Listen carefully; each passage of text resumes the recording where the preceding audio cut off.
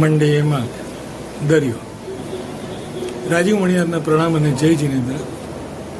અને મારા યુટ્યુબ વ્યુઅર્સને વર્ષ 2026ની સર્વ મનોકામના પૂર્ણ થાય એવી પ્રભુને પ્રાર્થના.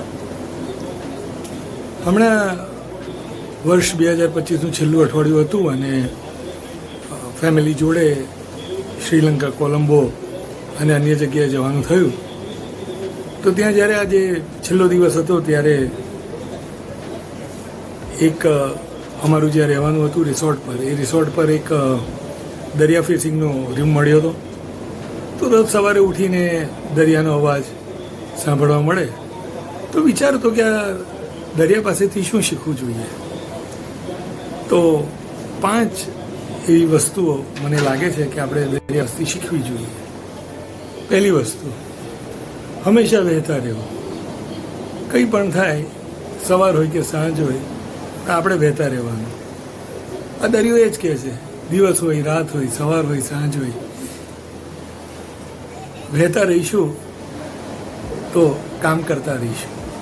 એટલે આપણે પણ આપણા જીવનમાં ભલે ગમે તે ઉંમર હોય કંઈક ને કંઈક કરતા રહેવું જોઈએ.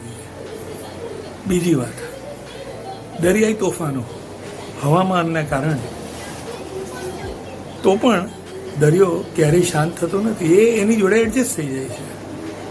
તો આપણે પણ જ્યારે પણ કોઈક આવું તોફાન, આજુબાજુના વાતાવરણથી તકલીફ પડે તો આપણે એને એડજસ્ટ થઈ જવું.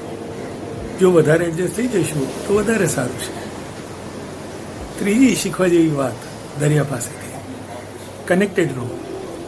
તમે જુઓ તો દરિયાની અંદર રેતી છે, એની જોડે જોડે છીપલા પણ છે, દેડકા બી છે, મગરમચ્છ બી છે, જાત જાતની માછલીઓ પણ છે. બધાને જ રાખે, બધાને જ સાચવે.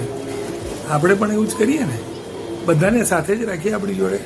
કોણ છે, શું છે, બધું કંઈ વિચાર કર્યા વગર પણ બધું જ આપણી પાસે રાખીએ, કનેક્ટેડ રહીએ એકબીજાની સાથે. ચોથી, દરિયાઈ સપાટી અલગ અને એની ગહેરાઈ અલગ.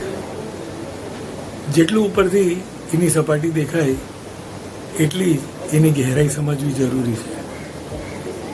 દરેક વ્યક્તિ અંદરથી ગહેરો છે, આપણે પણ ગહેરા છીએ.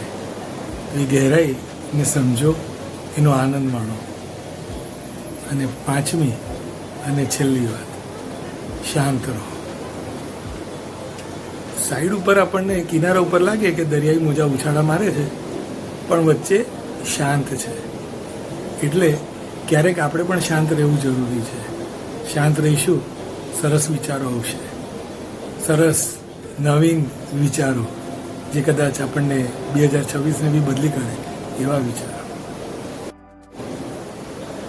તો મિત્રો, આજનું મંડે માર્ક એ જ કહેવા માગે છે કે જ્યારે પણ આ 2026ની શરૂઆત ઓલરેડી થઈ ચૂકી છે, ત્યારે આ 5માંથી કોઈકને કોઈક તો આપણને સંલગ્ન હશે જ. અને જો ના હોય તો આવ્યા 5 શિખામણો ઉપરથી આપણે દરિયા જેવા પાસેથી કંઈક શીખીએ. અને વર્ષ 2026 તમારું સારું જાય, તમારી ઈચ્છા પૂર્તિ થઈ, એ જ અભ્યર્થના સાથે મુખ્ય માર્ગ.